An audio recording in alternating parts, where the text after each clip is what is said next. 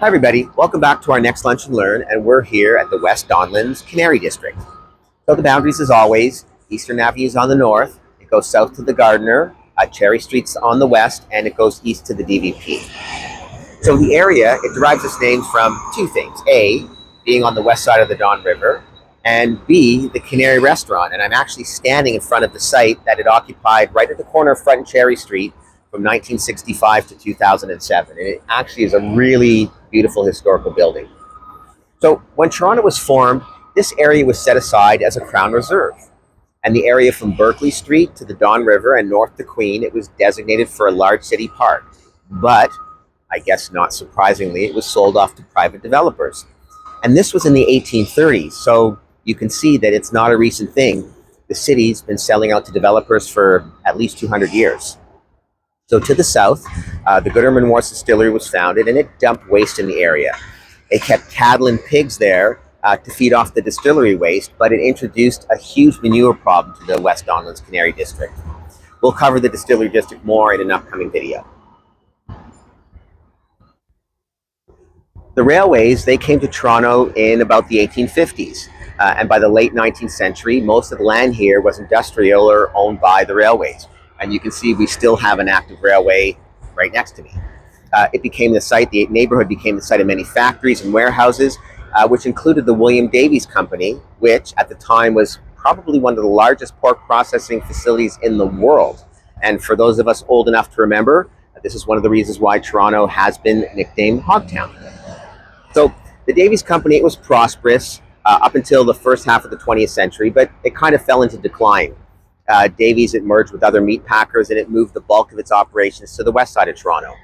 The company closed in the 1980s, and by then, as I mentioned before, the area was heavily polluted. The area declined, and much of the land was abandoned as it required like a really expensive cleanup before it could be converted to other uses.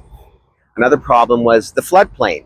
Being so close to the Don River, the land could not be used for residential purposes. In 1987, the area was expropriated by the Ontario government at the urging of then Mayor Art Eggleton. The city proposed creating a new community of about 14,000 called Ataratiri, meant to solve Toronto's pressing subsidized housing crisis. And just think back, that was like almost 40 years ago, and we still have this crisis today. The Ataratiri project, it was meant to be a mix of subsidized and market-priced housing. And after investing a considerable amount of money purchasing and clearing the site, the project eventually failed to attract any private investors. By 1992, the city and the province had already invested about $350 million, and new estimates came out at the cost of, final cost anyways, of being more than $1 billion. You'll also remember in the early 90s, the real estate market, it also collapsed, making any private investment unlikely.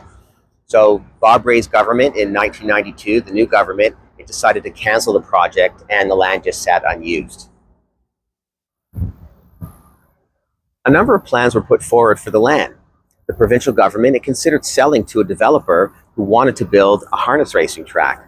But thank God, local opposition, they put a halt to it. The lands, they were also the central part of Toronto's bid for the 2008 Summer Olympics. In 2001, Premier Mike Harris, he pushed for a complete redevelopment of Toronto's waterfront. But Mayor Mel Lastman, he objected to the idea because he didn't want to remove parts of the Gardiner Expressway. So during Lastman's 6 years in office, no progress was made on redeveloping the site.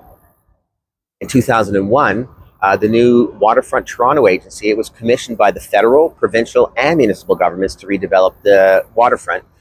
And it was given the responsibility of taking lands owned by any three levels of government and make them available for development. Sometimes building infrastructure such as park, and we're actually standing in Porktown Commons, and if you haven't been down here, please do yourself a favor and come.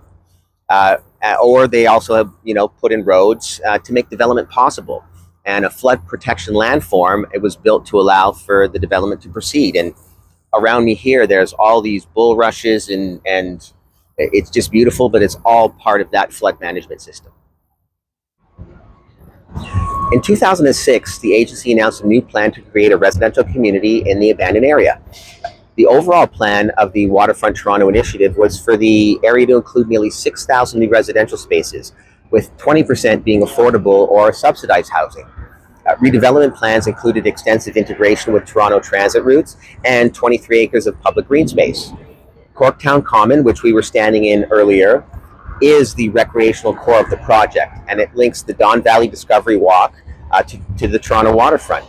The location is central to providing improved access in the city to probably tens of thousands of pedestrians and cyclists. The plan, it was supposed to take 12 years, and this changed in 2009 when it was announced that the West Donlands area, now called the Canary District, it would be home to the Athletes Village for the 2015 Pan American Games. The city now only had 6 years to execute the plan. The Athletes Village buildings, they were completed in time for the games, and after the games, the individual units, they were finished. They were put kitchens and finishings, and they were sold as condos to Toronto residents. So, let's go for lunch at Soup Tabbouleh. Okay, here we are at Soup Tabbouleh. I got the chicken shawarma. Joelle got the falafel. They make their own pitas and wraps here. It's really, really good. I took a bite. It's actually really delicious. I would come down here for this. Fresh vegetables, fantastic. I'll give it 2 thumbs up. In August 2012, Underpass Park was open, and we're standing in it right now. It's a really, really cool place. Skateboarding, basketball, there's a park, and there's a lot of really neat street art here as well. The Corktown Common Park, which we were standing in, it opened in 2013, and Bayview Avenue was rerouted around the park to connect to Front Street. In 2014, the Toronto Community Housing, it opened 3 new buildings in the neighborhood, and buildings continue to be built to this day. In 2016, the 514 Cherry streetcar line, it began operations in the West Donlands, and it connected the area to downtown Toronto. And also in that same year, the conversion of the Pan Am Games Village to residential buildings was completed. The YMCA was also opened in the same month. And in the fall of 2016, the George Brown Student Residence Building opened to the students.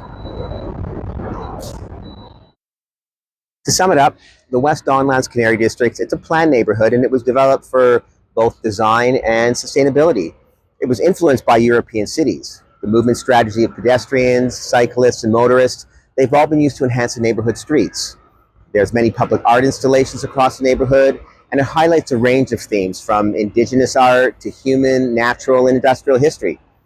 The area appeals to all ages who value being close to downtown, and they enjoy a vibrant community atmosphere. The area has shops, bars, coffee shops, along with parks and trails that connect the residents to the water. So, as always, we end with pricing. There are no freeholds in here. It's really all condos. So studios, the prices are about mid 400s to mid 500s. 1 bedrooms, 500 to 700. 1 plus dens, mid 500s to mid 800s. And 2 bedrooms, the small ones, they can go in the $600,000 range. And the big ones, I've seen up to 1.8 million. The majority, however, are probably between 700 and about 1 million. Anyways, I love doing these videos. Like, share, and we'll talk soon.